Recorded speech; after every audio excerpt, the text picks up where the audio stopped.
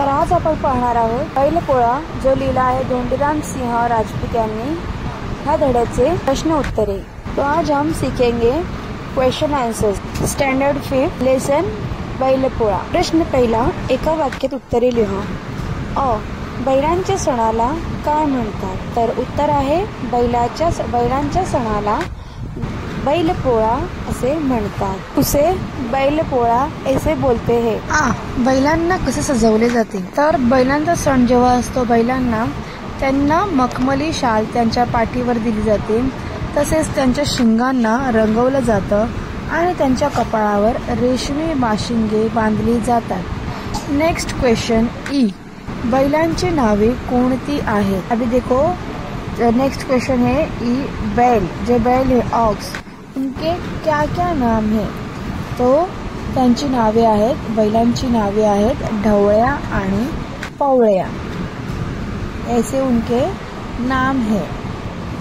Next question E, बैलपोळ्याच्या दिवशी बैलांना काय खाऊ घालतात? मतलब जो बैलपोळा फेस्टिवल रहता है तभी बैल को क्या खाने के लिए दिया जाता है?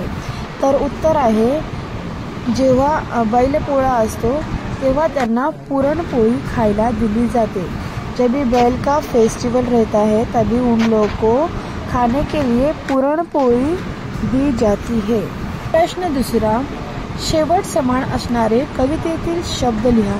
उदाहरणार्थ मखमली, झुली, तसेच ढवळ्या, पवळ्या। उत्तर लिहू शकतात तुम्ही। उत्तर आप लिख सकते ढवळ्या, पवळ्या और सजले, धजले, ऐसे 2 ऑप्शन और आप लिख सकते। नेक्स्ट क्वेश्चन नंबर 3, बैल गोठ्यात, तसे त्याला खाली प्राणी दिलेले आहेत, नीचे एनिमल्स के नेम दिए गए हैं।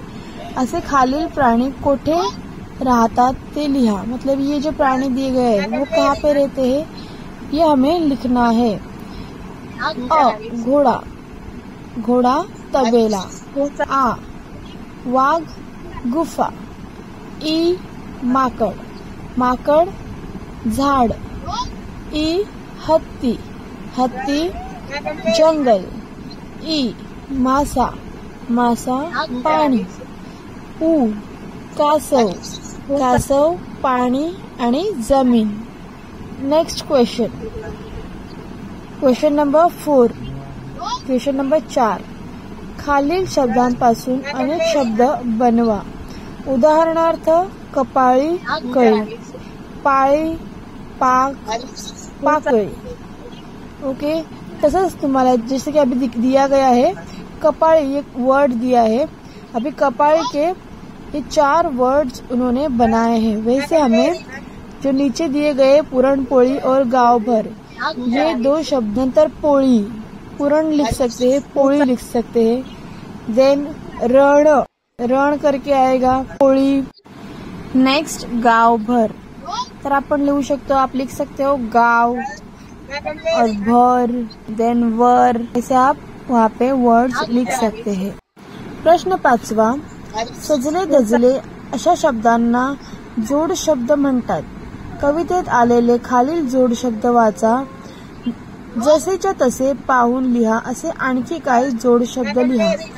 देखो जैसे कि बताया गया है कि क्वेश्चन में सजले धजले ऐसे जोड़ाक्षर है, जो 2 वर्ड है, वैसे आपको वर्ड्स लिखने हैं। लाइक काम धाम, पुरणपोळी, ढवळ्या पवळ्या, ऐसे वर्ड्स आप लिख सकते हो। नेक्स्ट क्वेश्चन नंबर 6, गावभर मिरवणे म्हणजे संपूर्ण गावातून फिरणे। खालील शब्दांना भर हा शब्द जोड़ा आणि वाक्यात उपयोग करा आणि सांगा। अभी देखो क्या करना है, अभी जो भर दिया है वो जो वर्ड्स दिए उनको जॉइन करना है। जैसे कि बाबांनी पोतभर धान्य आणलं। तोंडभर, पहिला आहे तोंडभर, तर वाक्य असेल ती तोंडभर घास घेत होती। नंतर आहे पिशवीभर, तिने पिशवीभर भाजी आणली, मतलब उसने थैली भर के सब्जी लाया। इसके बाद है हाथ भर, हाथ भर म्हणजे हाथ भर के.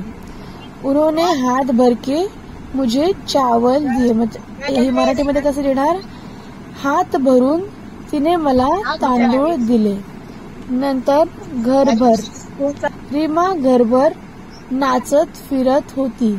रीमा घर में मतलब डांस करके घूम रही थी. घर भर मतलब घर में. Next question number 7. प्रश्न 7. तुमच्या आवडत्या प्राण्यांची माहिती 5 वाक्यात लिहा. मतलब ये आपको आपके मन से लिखना है. आपके फेवरेट एनिमल्स जो भी रहेंगे उनके बारे में आपको 5 सेंटेंस लिखने हैं. खालील चौकटीत काही अक्षरे दिलेली आहेत. त्या अक्षरापासून फुलांची 13 नावे तयार होतात. ती शोधा व लिहा. अभी मैं आपको बोलती हूँ कौन से नाम है.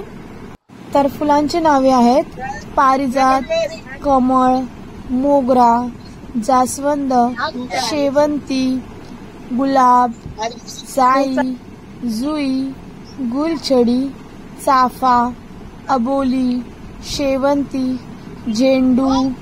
ही सगळी फुलांची नावे आहेत. तुम्ही अशी फुलांची नावे लिहू शकता. जर प्रश्न उत्तर समजली असेल तर मला कमेंट मध्ये नक्की कळवा. आणि जर अशाच प्रश्न उत्तरे तुम्हाला दुसऱ्या सब्जेक्टची हवी असेल तर मला नक्की कळवा. आणि जर ही प्रश्न उत्तरे समजली असेल तर चॅनलला लाईक आणि सबस्क्राईब करायला विसरू नका. धन्यवाद.